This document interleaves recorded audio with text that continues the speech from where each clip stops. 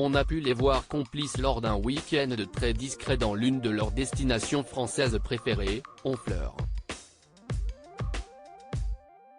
Emmanuel et Brigitte Macron sont tout aussi unis, mais avaient l'air grave, pour mener des batailles pour la France.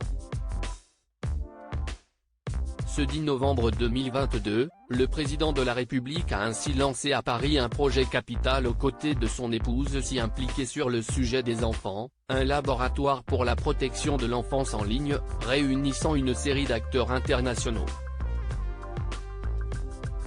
Il a interpellé à cette occasion le nouveau propriétaire de Twitter, Elon Musk, pour lui demander de se joindre à l'initiative, ajoute l'AFP.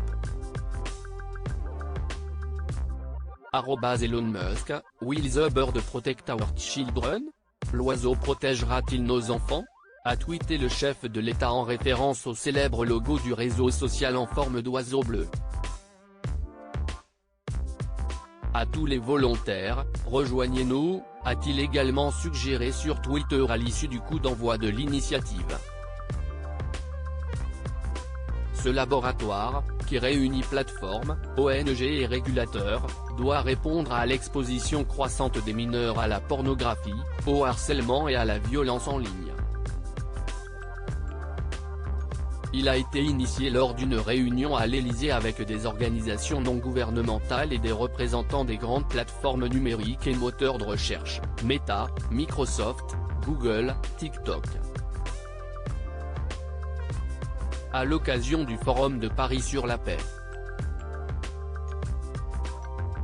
Les présidents argentins Alberto Fernandez et estonien Alar Kari ont participé également au lancement de cette initiative. L'espace numérique ne peut pas être un lieu de non-droit. Si est-il le combat qu'on a mené contre le terrorisme, qu'on mène contre les discours de haine en ligne? Si est-il ce qu'on doit poursuivre au niveau de la protection de nos enfants, a déclaré Emmanuel Macron au début de la table ronde. Ce laboratoire doit identifier les bonnes façons de réguler et de mieux protéger nos enfants en ligne, a souligné le chef de l'État, aux côtés de son épouse Brigitte, également mobilisée sur le sujet. Protéger nos enfants en ligne implique de mieux vérifier l'âge des utilisateurs, de mieux détecter et stopper les prédateurs sexuels, de mieux détecter et répondre au harcèlement, d'être plus efficace pour retirer les contenus, a-t-il détaillé sur Twitter. Il faudra notamment voir comment agir vite et de manière coordonnée entre les multiples plateformes numériques pour retirer les contenus pédopornographiques ou intimes qui ont été diffusés sans le consentement des mineurs et de leurs familles, a-t-il insisté durant la réunion.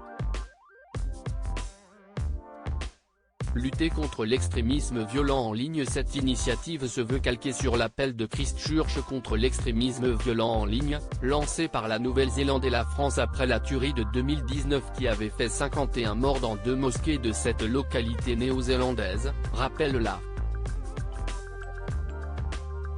Les images prises par l'auteur de la tuerie étaient alors restées accessibles en ligne pendant plusieurs heures. L'appel a contribué à réformer le Forum mondial d'Internet contre le terrorisme, GIFC, afin d'accélérer le retrait des images en cas de crise.